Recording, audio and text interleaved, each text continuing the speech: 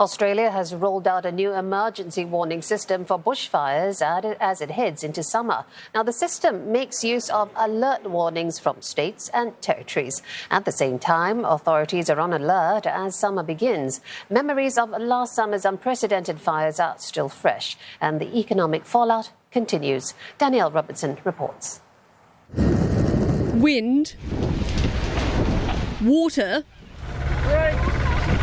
and fire.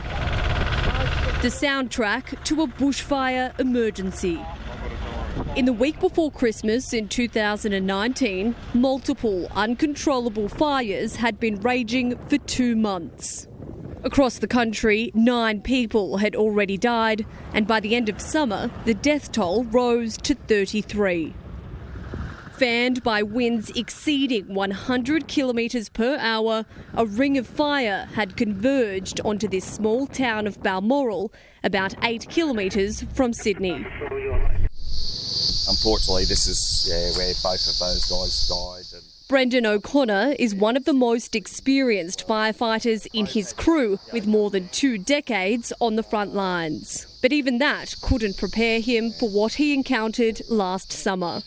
I've never been through such a busy fire season where it was just such extreme conditions and fire like I've never seen before. The only way we could describe it was the gates of hell had been opened up on us, and yeah, they wanted to take us, but we fought. Good job, brother. Firefighters were overrun and 2 were killed in an accident when a tree fell onto the road and their tanker rolled over. The ongoing COVID-19 pandemic has put any recovery momentum right on hold. Specifically when you've got a whole village with PTSD, isolating isn't helping. It's not helping at all. Victoria has been forced to ask for donations online so she can get a caravan like this. These are temporary homes, the result of a climate catastrophe. This is located in the state of Victoria, a place where the rebuild has been hampered by 2 coronavirus lockdowns. We are starting to see some activity resuming in the seaside tourist town of Lakes Entrance. This year, most of the region's annual 1.4 million visitors have stayed away. Many businesses reported losing as much as 90% of their income. It's only now that authorities have lifted Victoria's second lockdown that local residents can finally see the prospect of an economic recovery. Yeah, so within 15 minutes of the announcement, the phone was ringing, people booking in from Melbourne. The pandemic has wiped an estimated $130 billion off the Australian economy this year, while last summer's bushfire season cost Australia more than $7 billion. Unprepared and under pressure, the next bushfire season has begun.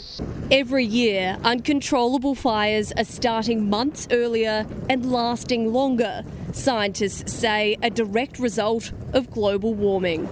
It's prompted Australia's Bushfire Royal Commission to issue a stark warning that traditional prediction models and firefighting techniques may not match up against a fast-warming climate. Ewan Waller is a 5th-generation farmer and a former forest fire manager. Mr. Waller says farmers have to adapt to the changing, drier conditions. But he also wants more national action on climate change and better preparedness. It's got to be invested and got to be supported, otherwise we'll be continually burned out and losing animal life, human life. Can't continue on as we are. Fires are an inevitable part of life in Australia, but with climate change, they're now forcing people to live differently. To try and see the reason to change what we're doing and to, for God's sake, everyone, it's one planet. Let's all pull together. These moments are historic, but they are a result of a very modern problem. The people here hope the lessons learned in this country will resonate worldwide in the fight against climate change. Danielle Robertson, CNA, Australia.